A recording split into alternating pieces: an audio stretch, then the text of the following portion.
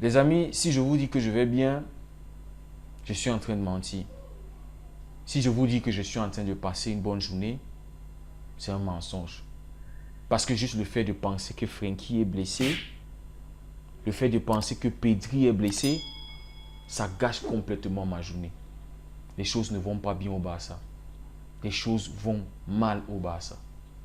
En tant que supporter du Barça, c'est pas facile de supporter ce club. Franchement, ça fait mal. Ça fait vraiment mal. Depuis hier, je suis mal, les amis. Je suis triste. Je suis triste à penser que Pedri et Frenkie de Jong vont manquer 6 semaines. 6 semaines de compétition. Nous sommes en mars. Les amis, regardons le calendrier du Barça. Hier, on avait Bilbao. On avait l'opportunité de gagner et de revenir dans la course au titre, alors que le Barça était déjà hors de la course au titre.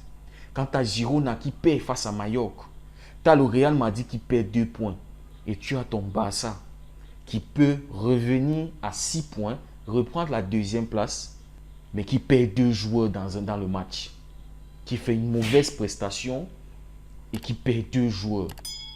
Le calendrier, les amis, après ça, on reçoit Mallorca. On risque de faire encore un autre match nul. On risque de faire un match nul encore. Après ça, on a Napoli. Napoli est en train de revenir en forme, les amis. C'est ça la grosse inquiétude. C'est que Napoli est en train de reprendre sa forme. Ils ont battu la Juventus hier dans un très grand match, les amis. Naples-Juventus, Napoli a gagné, le Barça a fait match nul et le Barça a perdu 2 joueurs. Je vous rappelle. Après Napoli, les amis, on a qui Atlético Madrid. Atlético de Madrid. Voilà notre calendrier de mars, les amis. Mars est normalement un point tournant de toute la saison du Barça, du reste de la saison du Barça, si je vais dire ça comme ça. On avait l'opportunité hier de revenir et de s'instaurer dans la course au titre. Ça veut dire que si tu revenais à 6 points du Real et que dans le Classico tu bats le Real Madrid, tu as l'âge. Donc tu as une vraie option. Tu as déjà mis une main sur le titre. Mais là, on est en train. La saison blanche s'annonce pour le Barça. Franchement, les amis, moi je ne veux plus y croire à quelque chose. Je ne veux plus croire. Je ne veux plus rien croire parce que le match face à Retafe où on a fait un très bon match.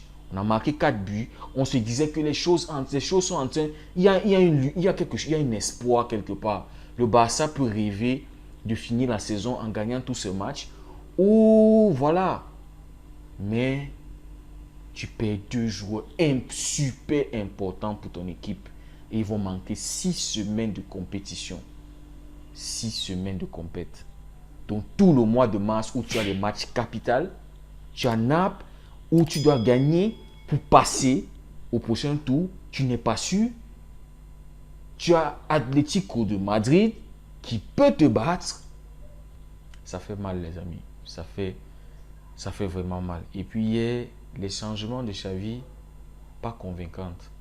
Vraiment. Xavi, je n'ai pas compris. Je n'ai pas compris ses remplacements hier. Je n'ai pas compris. Rafinha, il doit dégager de mon club. Il doit dégager de mon club. Et je n'ai pas compris pourquoi Victor Roque n'a pas joué dans un match comme ça où tu as un manque de solutions offensives. Le Barça qui ne se créait aucune occasion en deuxième mi-temps.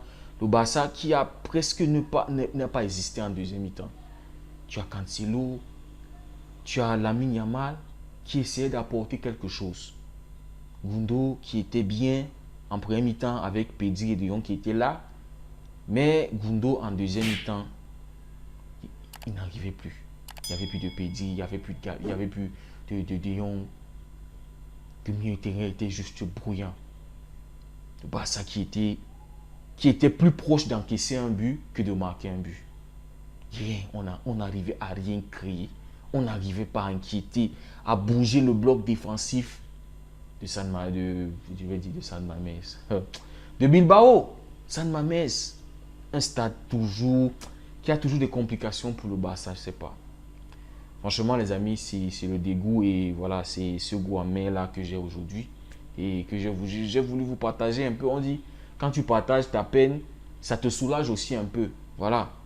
Voilà, c'est une mauvaise journée, les amis. C'est une mauvaise journée pour le Barça.